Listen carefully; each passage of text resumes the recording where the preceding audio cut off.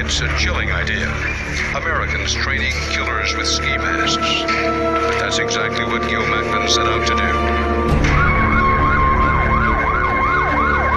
And back in 1992, with Colombia being terrorized by the drug lords, the stakes were never higher.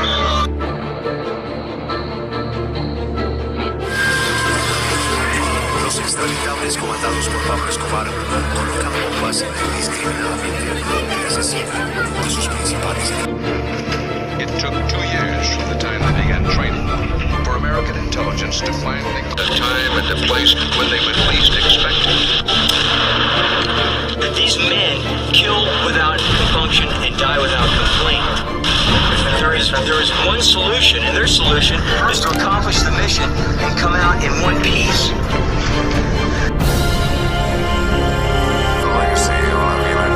Their manhunt today, embarrassed authorities were still trying to figure out how Escobar Pablo said he had many of them killed by Escobar's hitmen. The price.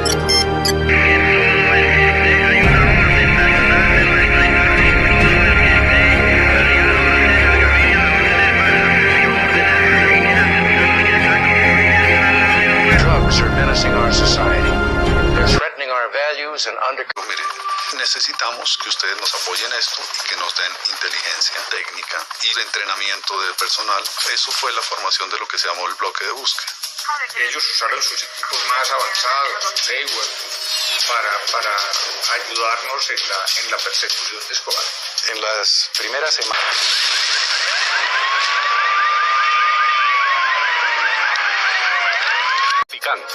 Se buscan. Pablo Escobar Gaviria coopere, denuncie, informe. Comenzó a aparecer en carteles de Se Busca o Denúncielos como jefe del cartel de la droga más poderoso del mundo. Fue tal su fama de delincuente más buscado que pese a todo eso, operativos, acciones de inteligencia y cacerías infernales siempre terminaron con el casi lo capturan. Cuando Pablo se fugó a pie de la catedral, el optimista gobierno de Gaviria inició un proceso de decisiones continuadas. Con cada salida del sol comenzaba una nueva investigación.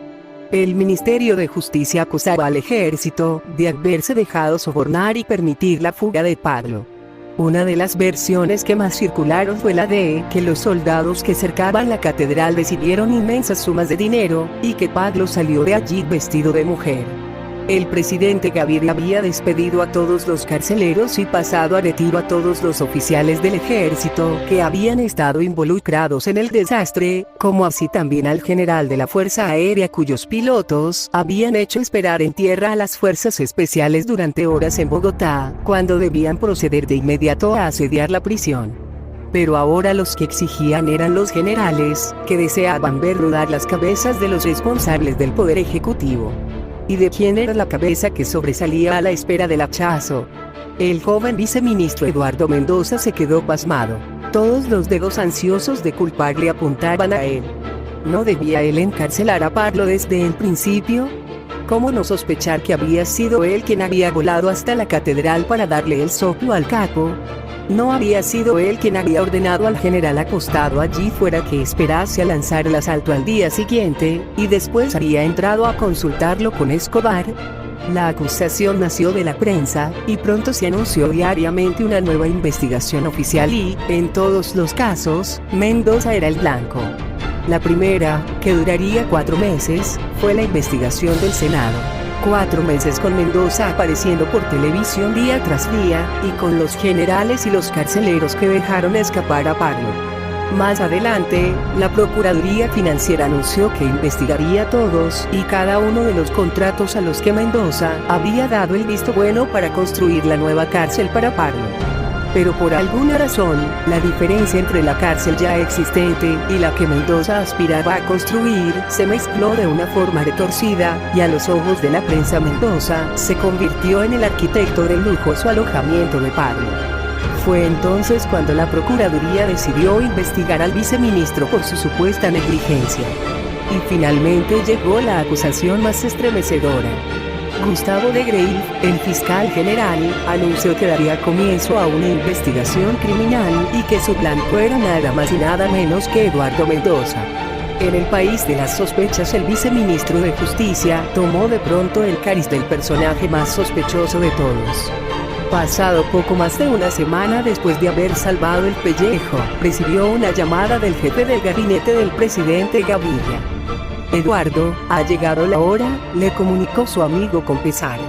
Se le pidió la renuncia no solo a él, sino al general que se negó a lanzar el asalto, y también al comandante en jefe de la Fuerza Aérea, cuyos aviones se demoraron durante horas antes de cumplir con su cometido de transportar a las fuerzas especiales hasta la catedral. Los carceleros que apuntaron con sus armas a Mendoza, e incluso el coronel Navas, fueron arrestados bajo sospecha de haber aceptado sobornos. Mendoza se vio de pronto desempleado y rechazado, un paria. Se sentía como si toda la rabia y la vergüenza de un país por la fuga de Pablo le hubiera caído encima precisamente a él. El deshonor fue todavía peor que su experiencia en la catedral. Todos los días, durante meses, Mendoza y su abogado se presentaron ante la Comisión de Investigación del Senado y prestaron oído a los insultos y las acusaciones de los representantes del pueblo. Mendoza fue denostado ante su familia y sus amigos, fue humillado. Tanto, que mentalmente se fue preparando para ir a la cárcel. Pablo, ¿para qué negarlo?, se había fugado con toda tranquilidad. Él y su hermano Roberto habían partido con un grupo de sus hombres colina arriba, pasando el emplazamiento de las cabañas camufladas. Habían cortado un agujero en la alambrada y cruzado al otro lado. Todo aquello en presencia de un buen número de soldados demasiado amigos o demasiado intimidados para detenerlos. El túnel al que los internos se referían en las conversaciones interceptadas era, naturalmente, un término sarcástico para referirse al camión cubierto que había sido utilizado para el contrabando de mujeres, armas, dinero, cadáveres y alcohol, que pasó delante de las narices, unas narices eficientemente desinteresadas, de los carceleros y las patrullas del ejército. En una cinta magnetofónica que hizo enviar a un grupo selecto de periodistas de radio y televisión, Pablo dio su propia versión de la noche de su fuga y explícito las razones que lo llevaron a ello. Se quejó de que él y sus hombres, los internos, habían cedido generosamente la mitad del control de la prisión y, por tanto, de sus derechos cuando el gobierno decidió construir la nueva muralla en torno a la catedral. Pero lo que más le sorprendió e entristeció fue que una numerosa fuerza militar se hiciera presente en la cárcel el día 22 de julio. Pablo negó haber cogido a Navas y a Mendoza de rehenes, y que hubieran sido amenazados, lo que equivalía a llamar mentiroso a Mendoza.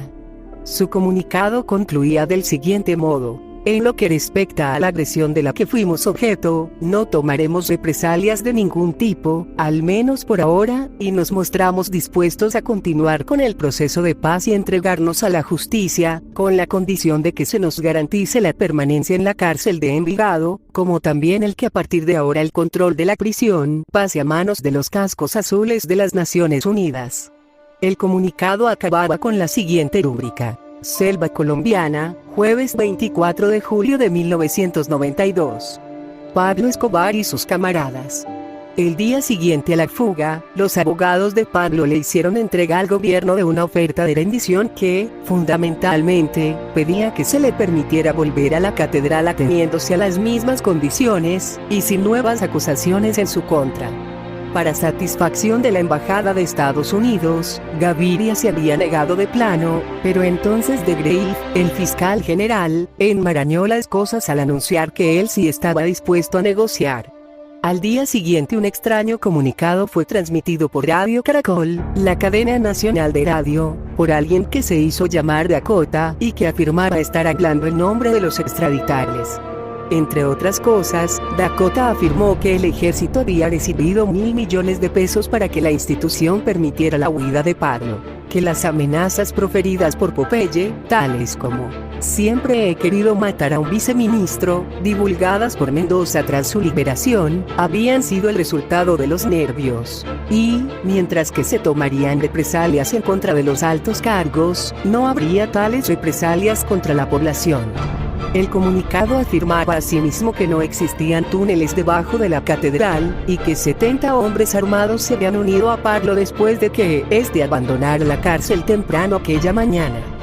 Dakota dijo además que las muertes que llevaron a Gaviria a tomar la decisión de trasladar a Pablo a una prisión distinta, las de los hermanos Moneada y Galeano, no eran más que parte de una guerra interna del cártel de Medellín, y que Pablo no llegara a comprender por qué el gobierno se involucraba en ello. Como si eso no fuera suficiente, la Embajada de Estados Unidos recibió un fax el día de la fuga.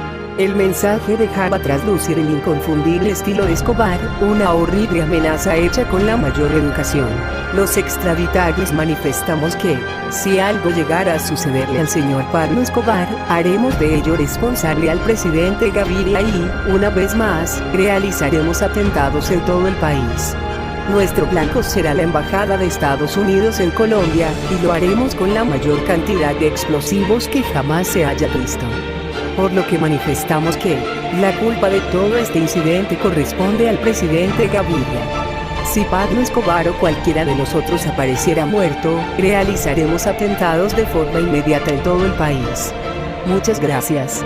Para saber qué era cierto y qué no, y sacar algo en claro de aquel embrollo, la embajada tuvo la suerte de contar con el apoyo de Centra Espique, que ya sobrevolaba las alturas de Medellín.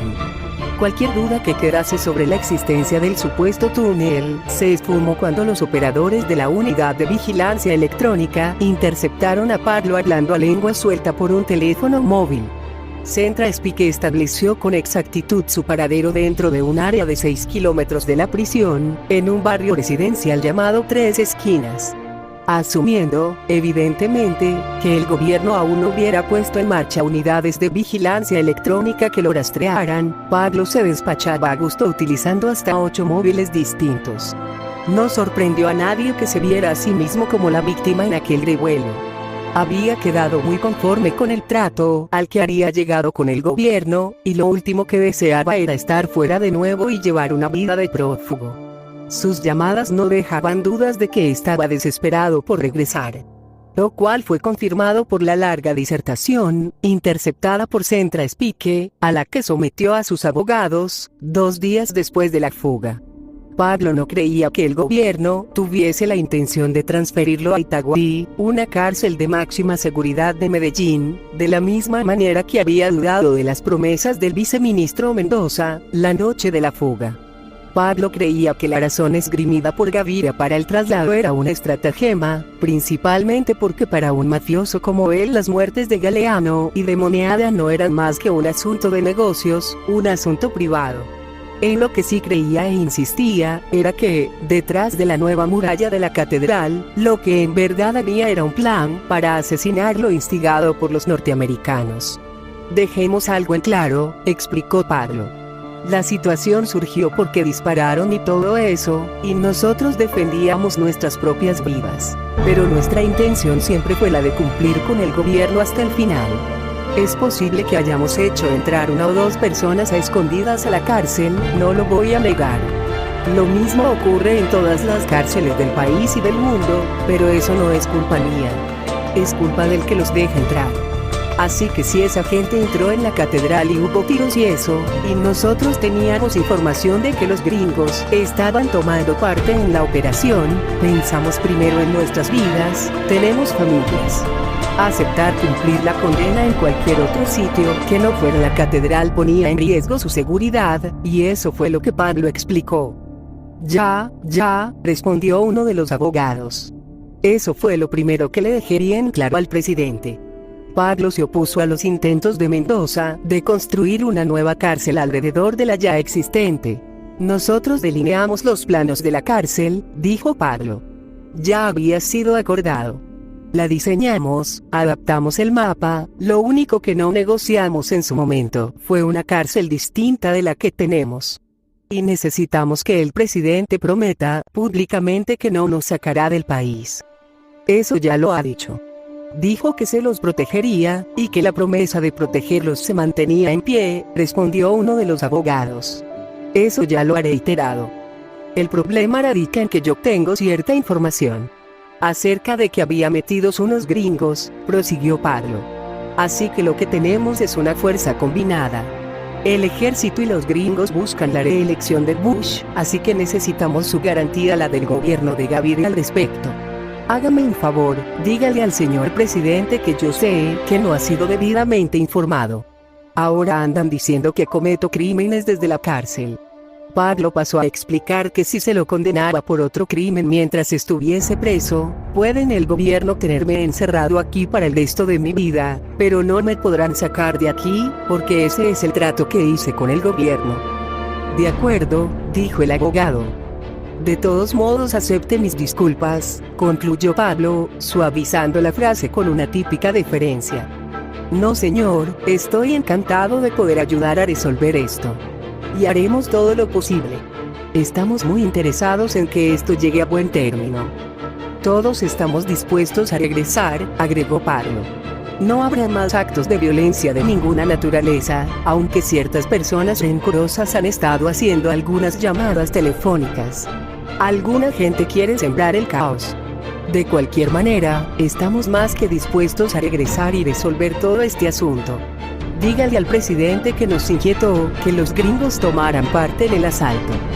Vimos las cintas en las que podían verse los uniformes grises y demás, dijo otro de los abogados.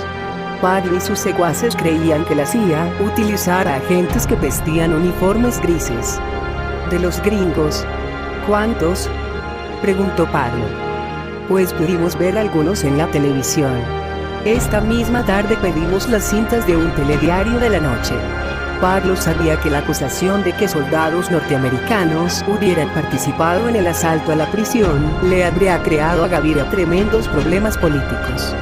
Hay dos cosas que son muy importantes, dijo, dirigiéndose a Santiago Uribe, sin ningún parentesco con Roberto Uribe. Cuando usted tenga la oportunidad de opinar, afirme que lo que más nos preocupó era la presencia de los gringos, que el ejército y los gringos se hubieran unido. ¿Cómo van a explicar algo así? Claro. Nosotros nos estamos encargando, y los medios ya están hablando de ello. Bien. Y otra cosa más. El presidente deberá decirlo oficialmente, y comprometerse oficialmente. Es un trato, en este caso, firmado por el ministro que se comprometerá a que si mañana o pasado mañana yo mato al director de la cárcel y me condenan a 30 años más, no me trasladarán de aquí. Ese es el compromiso. Ya, dijo Uribe. Muy bien, caballeros, buena suerte.